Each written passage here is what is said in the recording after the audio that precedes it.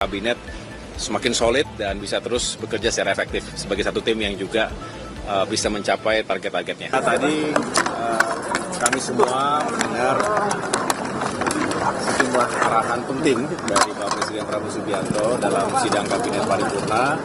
Hari ini kita memperingati sekaligus melakukan evaluasi terkait apa yang telah dikerjakan oleh Kabinet Merah Putih, pemerintahan di tingkat pusat, dan tentunya banyak progres yang juga sudah dihadirkan, tetapi juga banyak hal yang harus terus kita kawal, kita perbaiki dan kita tingkatkan dari berbagai sektor. Tadi beliau kupas begitu lengkap, gamblang, dan teman-teman media juga tadi mendengarkan. Intinya adalah kita ingin terus pastikan bahwa semua agenda prioritas, program-program yang memang ditujukan untuk meningkatkan pertumbuhan ekonomi, termasuk mendistribusikan kesejahteraan bagi masyarakat secara lebih berkeadilan lagi, itu menjadi target yang harus kita capai bersama-sama ke depan. Dan tentunya dari sektor infrastruktur dan pembangunan kewilayahan, memang infrastruktur ini harus bisa memberikan dukungan kepada sejumlah agenda prioritas. Bicara swasembada pangan butuh dukungan infrastruktur, butuh bendungan, irigasi yang juga baik.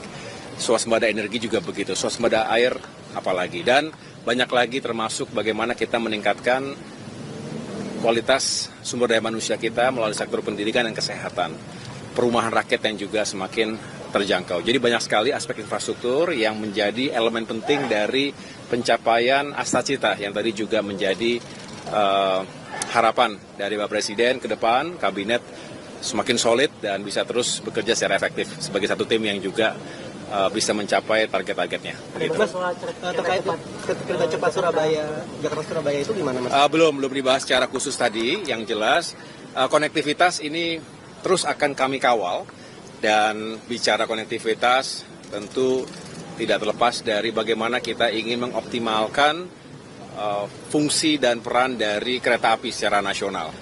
Kita tidak hanya bicara kereta cepat, termasuk tentunya penting ketika kita menghadirkan konsep perluasan kereta cepat hingga Surabaya untuk mengurangi waktu mobilitas atau transportasi manusia, barang, dan jasa, tapi juga banyak fungsi kereta lainnya, termasuk untuk logistik, untuk barang-barang. Ini yang terus kami kembangkan juga, tidak spesifik harus bicara kereta cepat saja, tapi juga reaktivasi kereta-kereta yang sudah cukup lama perlu kita optimalkan fungsinya. Namun secara spesifik kan juga masalah anggaran kereta cepat Jakarta-Bandung ini juga jadi sorotan. Iya, benar sekali.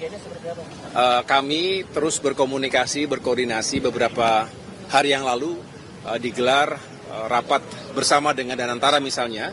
Kami sendiri Kemenko Infrastruktur juga intensif mengundang Kementerian Perhubungan, termasuk juga KAI, dan tentunya Danantara, karena kita berbicara bagaimana melakukan restrukturisasi KCIC Jakarta-Bandung, WUSH, yang tentunya harus mendapatkan perhatian.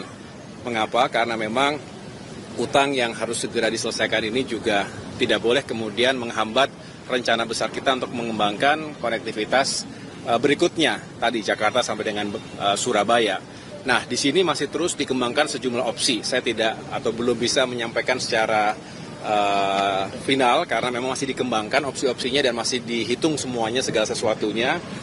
Apakah kemudian antara bisa menghandle, dan juga bagaimana nanti Kementerian Keuangan bisa berkontribusi dan lain sebagainya. Jadi artinya kami masih terus menunggu arahan Pak Presiden juga, sambil terus mengembangkan berbagai opsi yang paling baik dan berkelanjutan. Artinya bisa kemudian kita move on untuk membicarakan pengembangan kereta cepat berikutnya untuk Jakarta ke Surabaya. Ya. Saya merasa ya kita semua semakin saling mengenal. 1 tahun pertama memang sangat dinamis.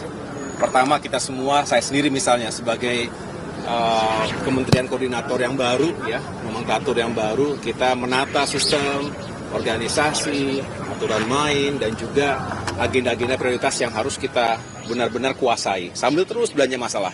1 tahun pertama tentu dengan segala dinamikanya, tapi kami melihat justru dengan sering berkoordinasi, termasuk juga turun ke lapangan, hubungan antara pemerintah pusat dan daerah juga penting sekali, antar kementerian lembaga juga semakin erat, karena sudah saling mengenal. Rasanya kami lebih optimis untuk tahun kedua dan tahun-tahun berikutnya, segala bentuk koordinasi dan kolaborasi di lapangan bisa semakin baik ke depan.